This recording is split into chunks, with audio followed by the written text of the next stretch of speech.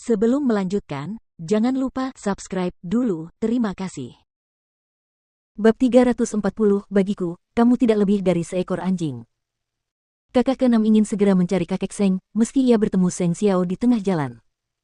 Seng Xiao mengenakan setelan jas hitam legam, tubuhnya tampak tinggi dan ramping bahkan saat dia berdiri di koridor kediaman Seng. Kakak keenam, kamu mau kemana?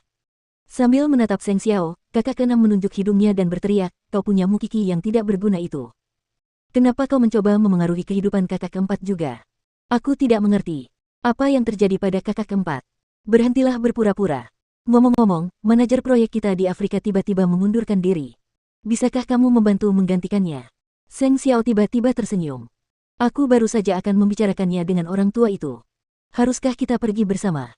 Aku bertanya padamu, di mana Jing Yun? Kenapa aku tidak bisa menghubunginya? Aku menyuruhnya keluar kota untuk suatu keperluan. Kenapa? Tanya Seng Xiao, tetap tenang sejak awal. Aku ingin dia putus dengan kakak keempat, tetapi dia malah kawin lari dengannya. Aku akan memberitahu kakek sekarang juga. Baiklah, kau boleh pergi, tidak ada yang menghentikanmu. Tapi kau harus memikirkan bagaimana akhir dari kakak ketujuh ketika dia mencoba menyakiti kakak keempat. Kata Seng Xiao sambil menatap kakak keenam dengan dingin. Kau bisa memberitahu orang tua itu dan dia bisa membuat Jing Yun menghilang dari dunia ini, tapi kau harus tahu bahwa pada akhirnya, betapa kakak keempat akan membencimu. Dan pada akhirnya, apa hubungannya urusan kakak keempat denganmu? Kakak keenam kemudian menatap balik ke arah Seng Xiao, terutama ke matanya, panjang dan sempit, dalam, dan tidak ada yang tahu apa yang sedang direncanakannya, membuatnya benar-benar tidak bisa dipahami. Jing Yun hanyalah asistenmu. Dia tidak lebih dari seekor anjing dari keluarga Seng. Dan dia setidaknya telah melakukan sesuatu untuk keluarga Seng. Dan apa yang telah kau lakukan? Seng Xiao bertanya balik. Setiap koin yang kau miliki adalah berkat kerja keras Jing Yun. Apa hakmu untuk mengatakan bahwa dia seekor anjing? Benarkah? Bagaimana kalau dia menjadi anjing yang setia dan lebih baik? Kemasi barang-barangmu untuk dibawa ke Afrika, atau rekeningmu akan dibekukan. Seng Xiao tentu saja tidak mau berurusan dengan kakak keenam, karena tidak ada perdamaian di antara mereka mengenai masalah kakak ketujuh sekarang. Apa hakmu untuk memutuskan apakah aku pergi atau tinggal? Karena saya Chiao Huang Yao. Setelah itu, Seng Xiao berbalik dan pergi. Ngomong-ngomong, bukankah itu termasuk salah satu prestasimu? Dan bukankah kau mengatakan bahwa Jing Yun adalah seekor anjing? Bagiku, kau tidak lebih dari seekor anjing. Dan kau punya waktu berjam-jam untuk membereskan urusanmu sebelum penerbangan, atau kau akan menanggung akibatnya. Kakak keenam tentu saja kesal. Seng Xiao jelas melakukan semua itu untuk mencegah lelaki tua itu mengetahui tentang Jing Yun dan kakak keempat. Seekor anjing yang setia, menikahi seorang wanita muda dari keluarga Seng. Yang terpenting, Jing Yun adalah asisten Seng Xiao, kakak keenam tidak akan menyimpan dendam sebesar itu jika tidak demikian. Sementara itu, Seng Xiao tidak benar-benar pergi ke ruang kerja lelaki tua itu. Ia malah pergi ke kamar ibunya, yang menggelengkan kepalanya setelah mengetahui apa yang terjadi. Itu tidak akan menghentikan saudara keenam. Aku tidak berusaha menghentikannya. Seng Xiao menjawab. Biarkan saja dia membuat keributan dan mengganggu lelaki tua itu. Tapi bagaimana dengan Jing Yun dan kakak keempat?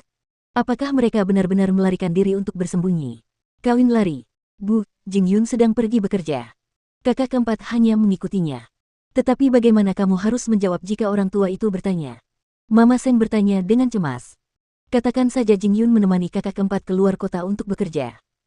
Hal lain bisa menunggu sampai mereka kembali. Orang tua itu harus percaya pada kakak keenam bahkan jika dia membicarakannya dengannya, dan kamu bisa berpura-pura tidak tahu. Tapi mereka masih harus menghadapinya nanti. Set. Seng Xiao memberi isyarat agar dia bersabar. Pada saat yang sama, Jing Yun dan Seng Minglan telah check-in ke sebuah hotel. Untuk memperlancar keadaan, Seng Minglan bahkan menggunakan nama perusahaannya untuk mengatur pertemuan dengan pasangan Su.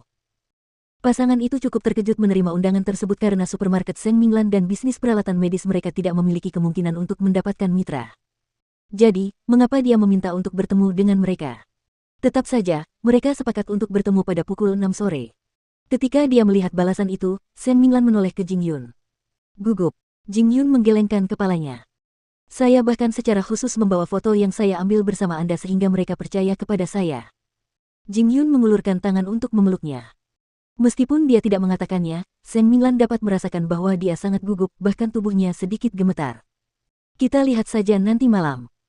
Kembali ke keluarga Seng, kakak keenam sedang mengemasi barang-barangnya pagi-pagi sekali, yang menarik perhatian kakek Seng. Mau kemana?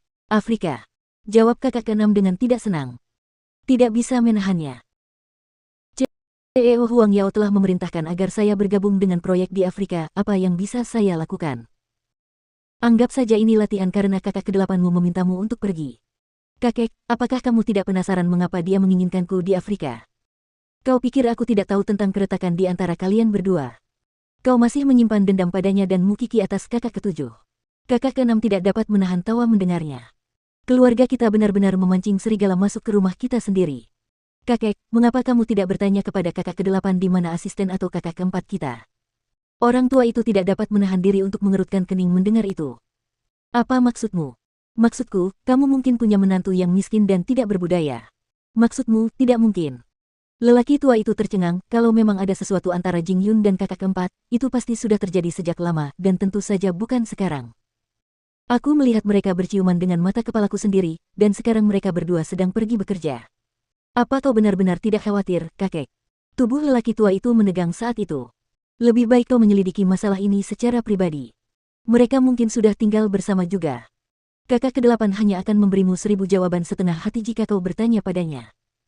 Sambil menarik napas dalam-dalam, lelaki tua itu melambaikan tangan pada saudara keenam. Cepatlah pergi. Jangan jadi pengganggu. Saudara keenam hanya mendengus dingin. Dia tidak akan pernah percaya bahwa saudara kedelapan akan mampu menikahkan Jing Yun ke dalam keluarga Seng. Namun, apakah Jing Yun benar-benar membutuhkan itu? Pada saat yang sama, kakek Seng merasa sangat terganggu begitu mendengar berita itu, dan segera mengirim seseorang untuk menanyakan keadaan di perusahaan Seng Minglan. Dan hasilnya adalah Seng Minglan sangat dekat dengan Jing Yun, dan keduanya menghabiskan hampir setiap hari untuk makan siang dan pulang kerja. Bagaimana mungkin itu bukan relationships high plus P? Akan tetapi, kebenarannya adalah Seng Xiao sebenarnya tidak ikut campur dalam penyelidikan lelaki tua itu, atau sekadar berbicara dengan semua orang di perusahaan Seng Minglan akan mencegahnya mengetahui apapun. Dan apa yang dapat dia lakukan sekarang, bahkan jika dia tahu. Semakin kesal dengan setiap pikiran yang terlintas, ketika lelaki tua itu mencoba dan gagal menghubungi Jing Yun dan Seng Minglan, ia segera menelepon ponsel Seng Xiao. Pulanglah sekarang juga. Seng Xiao menutup telepon dan pulang bersama Mukiki. Saat itu lelaki tua itu sudah duduk di kursi utama meja, wajahnya sangat muram. Kau benar-benar menyimpan hal-hal terbaik untuk orang-orangmu sendiri, anakku.